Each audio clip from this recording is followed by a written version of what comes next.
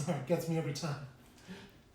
So you can use a trigger point rocker in two different ways. The first, to release your pain and to relax. The second is to get stronger. I can do body weight exercises, or I can incorporate a resistance band for resistance activities.